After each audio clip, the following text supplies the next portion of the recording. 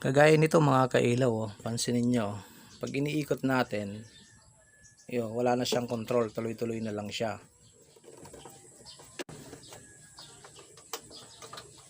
Yun mga kailaw, oh, ganyan po pagtanggal niya.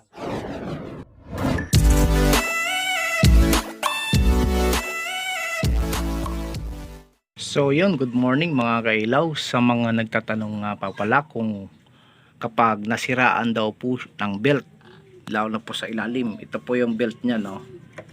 Ito po yung stepper motor, malaki po siya. Ayan po yung belt. Ito.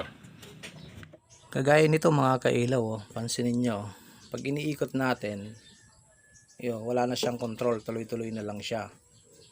Nangyari po kasi dyan, naputol na po ang belt niya. Ito po yung belt niya, oh. Putol. Kailangan po nating palitan. Babaklasin po natin yan, yung loob niyan. Yun. Yun mga kailaw. Tatanggalin mo po lahat yan. Itong mga nakatornilyo ditong apat.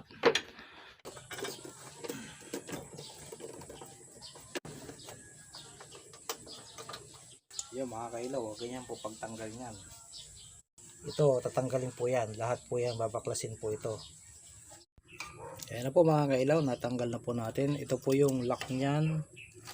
Ito yung sa gear niya. Hinuhugot po yan. Yan. Yun mga kailaw, oh. Ayan na po, natanggal na po natin yung mga wire niya. Ganyan po talaga siya. Kailangan walang matira siya dyan. Itong belt, ipapasok niyo po yan dyan para mailagay natin. Ayun, ipasok po muna natin. Ayun na po mga kailaw, naipasok na po natin. Yun. Tapos i-align na lang natin sa motor. Ibabalik na po ulit natin dito. Tingnan niyo rin po yung mga gear, baka may natanggal. Ayun na po mga kailaw, nailagay ko na po yung belt. Ganyan po. Tapos yung lock, ito. Tapos testing na lang.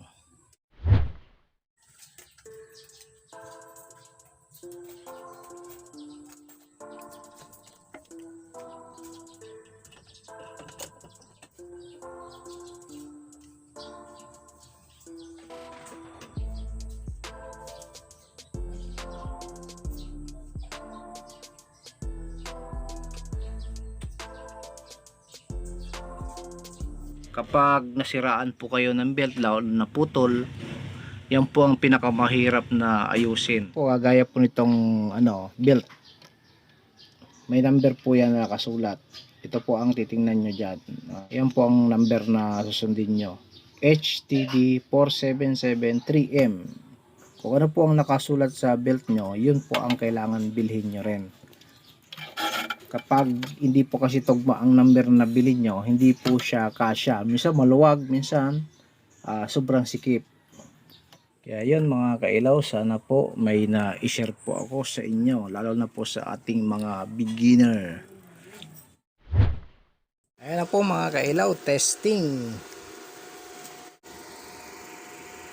Mga kailaw, shout out po sa Satellite 11.